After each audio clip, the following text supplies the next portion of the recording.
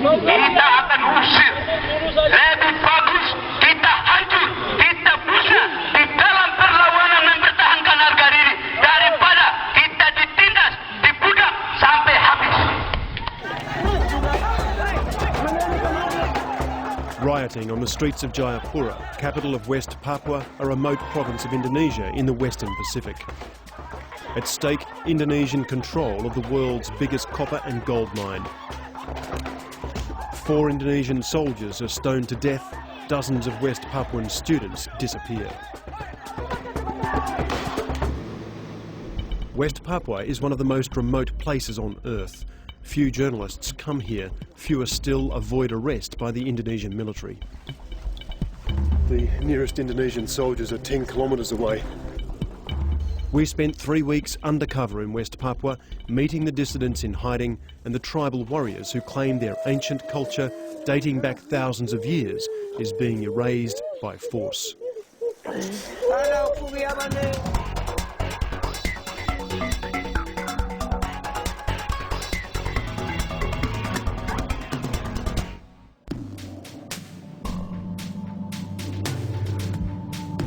It's 9 o'clock at night. We're trying to avoid the police as we slip out of Wamena in the remote central highlands of West Papua. We have an appointment to keep. We've been taken to meet people who, to varying degrees, have been affected by resisting or standing up to Indonesian rule. But we have to be careful about being seen filming. We arrive at a safe house and are hurried inside to stay out of sight of the Indonesian authorities.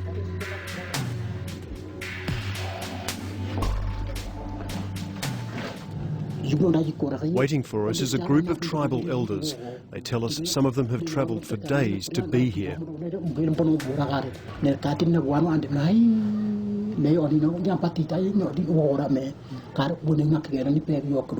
He said it's very dangerous for them to come into the town like this and be all together.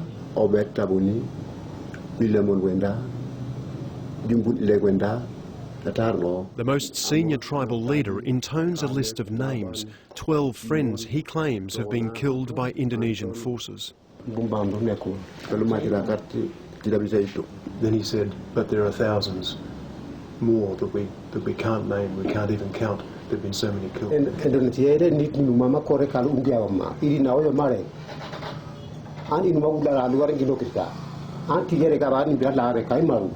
saying, well, we're only a few people standing here now, and if we continue the way we're going to be wiped out by the Indonesians.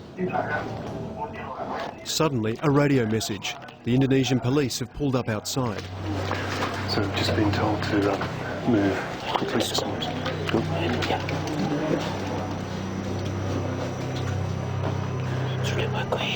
Somebody here? You have to go. At the back here. At the back. Okay. Why? Somebody come? Yeah, somebody come. Okay. With the car. Everybody okay? Yeah. We'd been in Papua for less than 48 hours and we're already ducking the police.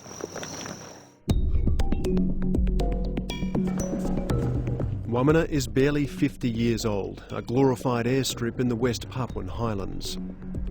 Since 1969, it's been an Indonesian centre of government, and tribal feelings against Indonesia run high. Getting into West Papua is very difficult. All journalists are banned, and those who do come here are closely watched. So we've come as tourists. That means we have to operate very carefully, and we can't film anything openly. This is our cover. A tribal gathering that's become an annual tourist attraction. West Papua's tribes lived here in isolation for 30,000 years.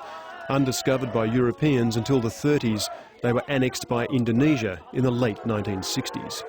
Their culture is still rooted in the Stone Age.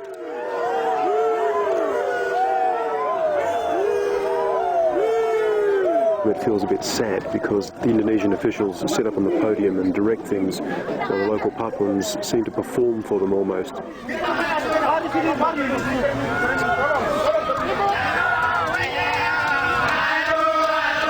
Welcome to Wamena and enjoy the beauty of its nature and culture.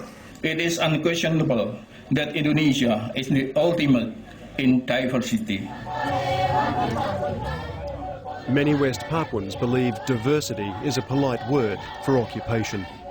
The local governor's speech is delivered behind ranks of Indonesian police. And there's a lot of tribal Papuans here, and their weapons, however primitive, are real.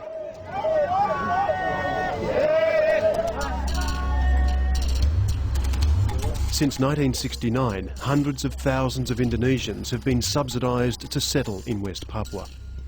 They run most of the major businesses. The local Papuans trade in Wamana's streets.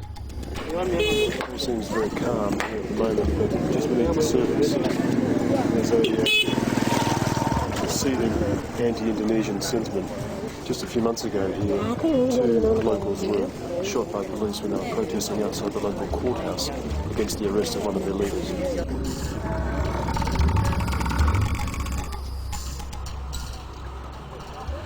Our Papuan contacts wanted us to meet the families of people who they claimed had been killed in the most recent Indonesian crackdown. To get to it, we had to travel a road lined with military garrisons. Outside one of them, local Papuans were being drilled by the army for a special event, Indonesian Independence Day.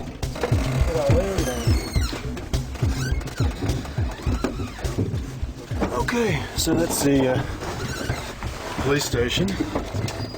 Everywhere we go, we have to present this Surat Jalan, which is a special pass, and that gives you permission then to go to all these towns. But it's obviously a way of the police knowing exactly where all foreigners are at all times. The underground has adopted careful tactics to avoid detection. We were dropped off and led from the road deep into the forests. Here we met a second contact. Sorogo told us he'd been on the run hiding out for 5 years. My father is Indonesia Killed by Indonesia? Yeah, my friends, family. Did you see that? Yeah. How old were you? Maybe, 7. 7. So they shot them dead? Fox buck. Cut? Yeah. With like knife. Machete? Yeah. How do you feel now? I feel, strong. Because why my father died? Why Indonesia killed my father and mother? I want to fight. Sorogo led us another 2 kilometres through the forest and into a tribal village, where it seemed everyone was in mourning.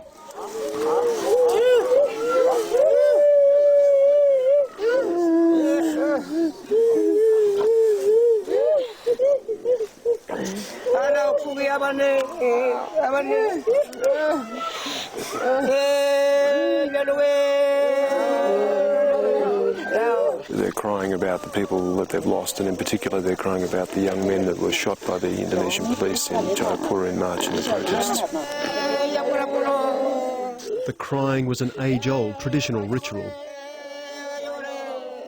Sorogo told us the clashes in the West Papuan capital had claimed the lives of 2 young men from this village alone. The mothers were still wearing mud as a sign of mourning.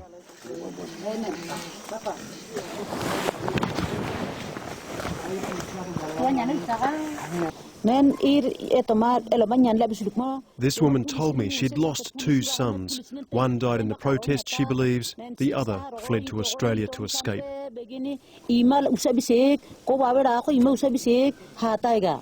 Her son was taken away by the police and has never been seen again.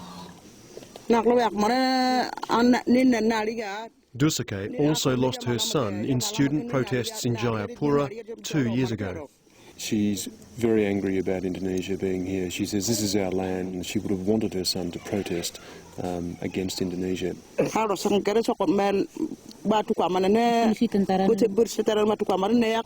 She was so heartbroken, she says, by his death, she cut her fingers off as a sign of grief.